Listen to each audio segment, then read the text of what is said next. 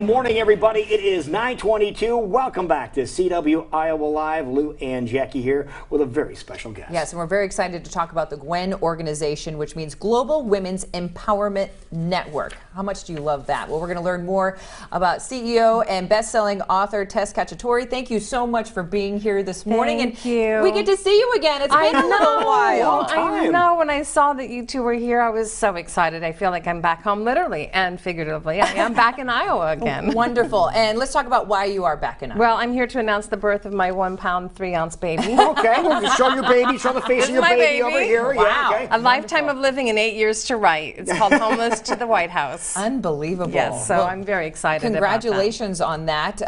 Talk a little bit about the book and why was this important to write?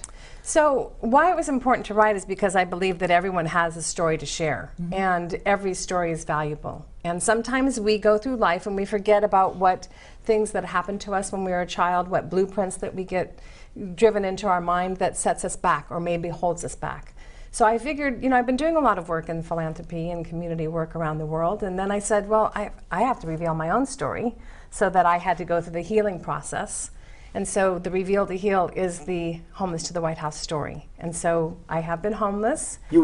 Honestly, you've been homeless. Yeah, and it was, I'm trying to think, it was right before I met you all. Like the first time you came in, yeah. Which I think is a really important topic to cover because homelessness is so huge in the United States, specifically in my own backyard in Los Angeles where I live presently, but I know that there's a big problem in Iowa as well. Absolutely. We don't always like to recognize it, but it's there. And I was the face of homeless in a very discreet way. No one ever knew that I was homeless when I was around them. So where were you staying? We want to revisit for those people that didn't see us last time, but where did you actually live? Well, I lived in Los Angeles at the time, and I still do. And the birth of GWEN was really what got me back into a house, and then the GWEN Alert, which is what I came to talk about last time. And it was just one of those circumstances that I kind of slipped down the rabbit hole and followed the dangled carrot that I think we all do. And the opening of the book is a very adventurous situation. I was in the Democratic Republic of Congo, and I was shooting an undercover documentary for a man who wanted to run for president of Congo. And the opening of the book is I'm filming, I'm there by myself, and I look across the street and there's a military guy with a gun pointed at me. And that's how the book opens. And it's a true story.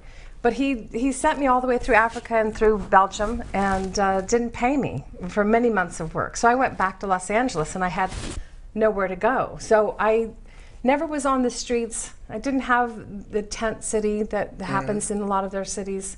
So I was really blessed, but I was close enough to see that issue, that any of us can be just a simple step away from having tragedy in our lives. And how do we get through that and face our adversities?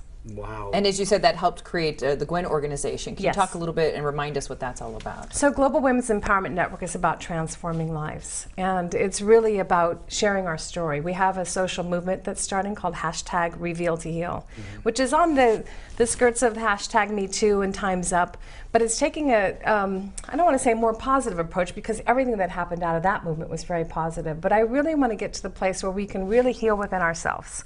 I had to learn how to put the oxygen mask on myself before I could truly help others. Right. So through this process of the time when I saw you last till present day, I've had to go through a lot of changes and a lot of healing.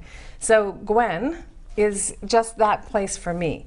So I hope that it's a place for everybody to be able to come and share their story and heal. And we do a lot of community outreach. We do awareness on sex trafficking and homelessness and domestic violence and a lot of the issues that face us. But how can we really come together as a community, and how can we heal ourselves and then truly give back to our community? Well, obviously we want everybody to check out the book, and you have a couple opportunities to meet this amazing woman tomorrow. We'll talk about that in just a matter of moments. But how do we start that reveal? Because I feel like that's the hardest step, is when we have to really check in. So what was that for you personally, and maybe some advice to others that are watching this morning? So for me, it was about the writing, because I come from a writing background.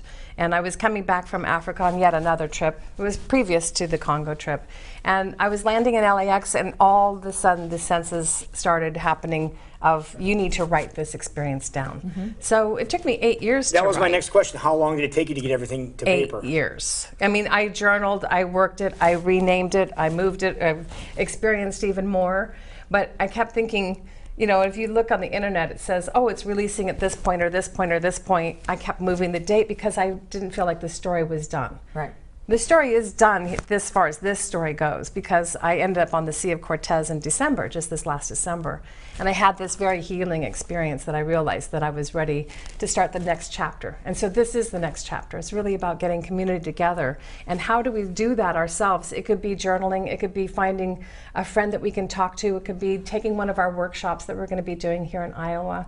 It could be just about, you know, just trying to find those ways of self-love and forgiveness. And there's a lot of things within this book that I talk about that I went through in my own life that I hope will give tools for other people to be able to share. And I love hearing that it's not a quick fix. Like so many of us, we just want that thing that's going to make everything better or I wish right. it was a quick fix. But it's nice to hear that for you personally, it took a good chunk of time. It took a good chunk of time and a lot of adversity and a lot of facing my fears and surrendering and forgiveness. You know, that's a big key word for me because, and I think for everybody, I think when you start to face where you've come from and the adversities you have, right.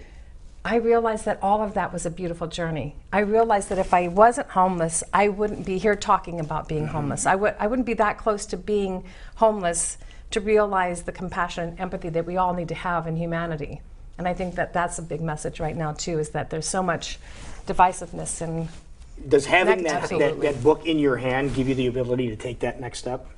Yes, when it came to me last Friday, I literally just... So it's that new? Yeah, it came out on Tuesday. Wow. It came to me last Friday and I just held it and I was like, oh my gosh, this is here. And other authors, I have plenty of beautiful friends that have lots of books out there. And they said, when you hold it in your hands, it's like the little baby. That's why I said it's my 1 pound, 3 pound baby, 3 ounce baby.